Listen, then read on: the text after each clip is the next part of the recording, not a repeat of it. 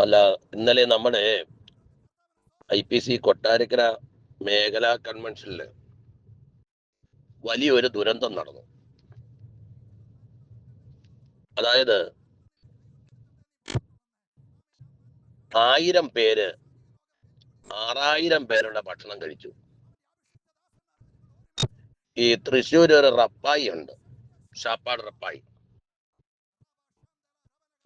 ഏറ്റവും കൂടുതൽ കഴിക്കുന്നത് അദ്ദേഹത്തിന്റെ ഒരു സ്വഭാവ രീതിയാണ്.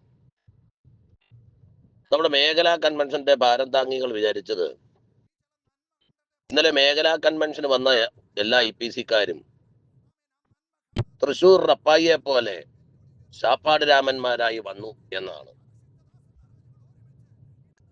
പാനൽ നോക്കി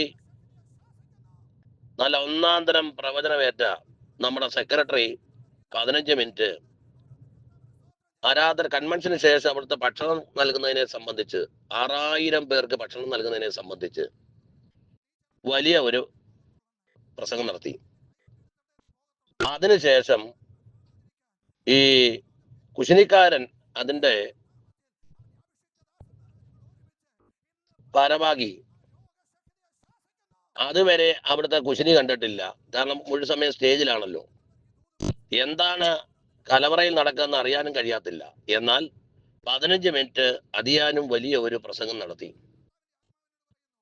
6000 പേർക്ക് ഞങ്ങൾ ഭക്ഷണം ഒരുക്കിയിട്ടുണ്ട്, കഴിച്ചിട്ടേ പോകാവൂ, എല്ലാവരും കഴിക്കണം, വിശദമായിട്ട് കാര്യങ്ങൾ പറഞ്ഞു. ഇവരുടെയൊക്കെ ധാരണ ഈ കൺവെൻഷൻ ആള് കൂടുന്നതും കൺവെൻഷൻ ആള് വരുന്നതും ഇവര് പറയുന്ന ഈ ഭക്ഷണം കഴിക്കാനാണ് എന്നാണ് ഇവരുടെ ഒരു ധാരണ. പ്രസംഗം എന്തും ആയിക്കോട്ടെ, ഏതായാലും പാനൽ നോക്കി നന്നായിട്ട് ദൂതൊക്കെ പ്രസംഗം നൽകുകയും ചെയ്തു, സന്തോഷം. പക്ഷേ ഈ വരുന്ന ആളുകൾ ഭക്ഷണം കഴിക്കാനാണ് എന്ന ചിന്ത വരുമാറ് ഇത്തരത്തിലുള്ള വർത്തമാനങ്ങൾ ഇനിയെങ്കിലും ഇവർ ഉപേക്ഷിക്കുന്നതാണ് നല്ലത്. വലിയ പരാജയമാണ് അക്കാര്യത്തിൽ. കാരണം പശ്ചാത്തല സൗകര്യം ഒരുക്കാതാണ് 6000 പേർക്ക് ഭക്ഷണം ഒരുക്കിയിട്ടുണ്ട് എന്ന് വീമ്പിളക്കുന്നത്.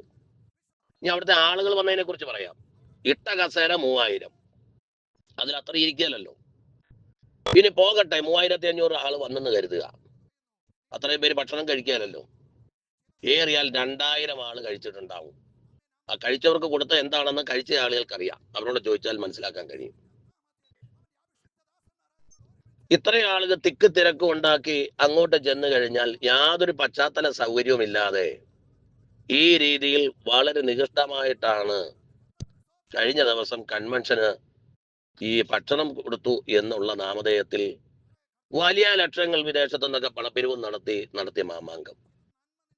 അതായത് ഇനിയെങ്കിലും ഈ വയ്യാത്ത പട്ടി കയ്യാല കയറാൻ നോക്കരുത്.